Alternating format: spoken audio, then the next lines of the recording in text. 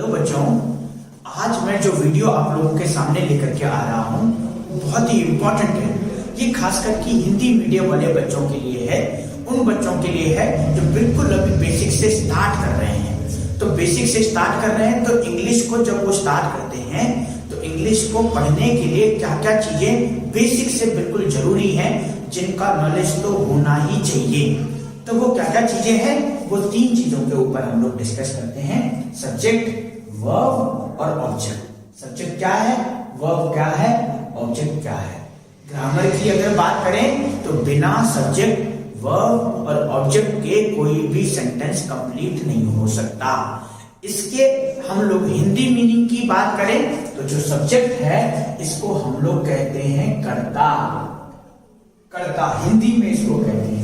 Verb जो होती है इसका मीनिंग होता है हिंदी में क्रिया, और ऑब्जेक्ट जो होता है उसका मतलब होता है कार्य या उद्देश्य या आपका पर्पज, आप इसे कह सकते हैं।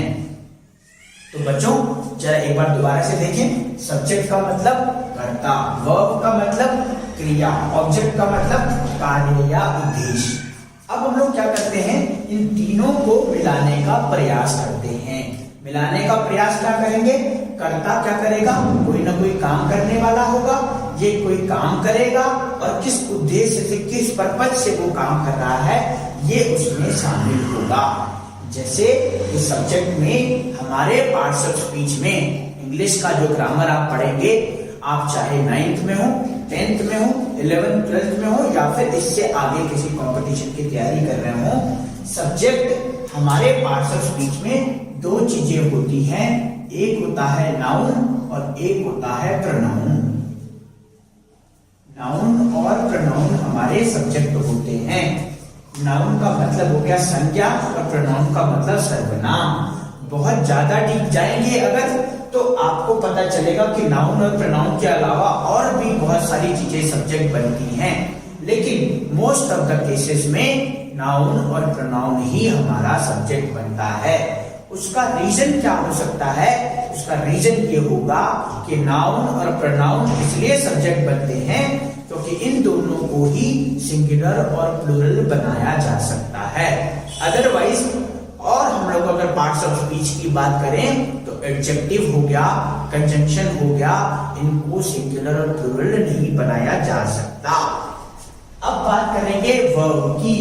वर्ब क्या होती है, क्रिया होती है और ये सब्जेक्ट के अकॉर्डिंग आता है। सब्जेक्ट जैसा रहेगा वैसा वर्ब, या फिर इस तरीके से बोले कि सब्जेक्ट के कॉम्बिनेशन के लिए वर्ब आती है। तो वर्ब भी हमारी 2 तरह की होती हैं, हेल्पिंग वर्ब होती है और मेन वर्ब होती है, या फिर मॉडल ऑक्सिलरी वर्ब भी कहते हैं।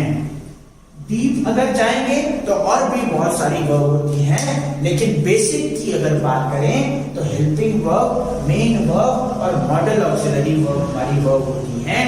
और ये कैसे आएंगी, क्या आएगा, वो डिपेंड करेगा सब्जेक्ट के अकॉर्डिंग। थर्ड बात करें ऑब्जेक्ट की, तो ऑब्जेक्ट होता है कार्य या उद्देश्य। मतलब ये सब्जेक्ट का किसी काम करने के पीछे पर्पज क्या है ये हमारा ऑब्जेक्ट बताएगा। तो सब्जेक्ट, वर्ब और ऑब्जेक्ट का एक तरह से कॉम्बिनेशन है। कॉम्बिनेशन मतलब मान करके चलिए कि अगर हम लोग क्या करते हैं, शर्ट को पहनते हैं तो फिर उसके बाहर हमें स्वेटर को भी पहनना पड़ता है, नीचे से हमें पैंट भी पहनना पड़ता है और या फिर हमें घड़ी भी पहननी पड़ती है। तो इन सब का कॉम्बिनेशन एक परफेक्ट इंसान कहलाता है।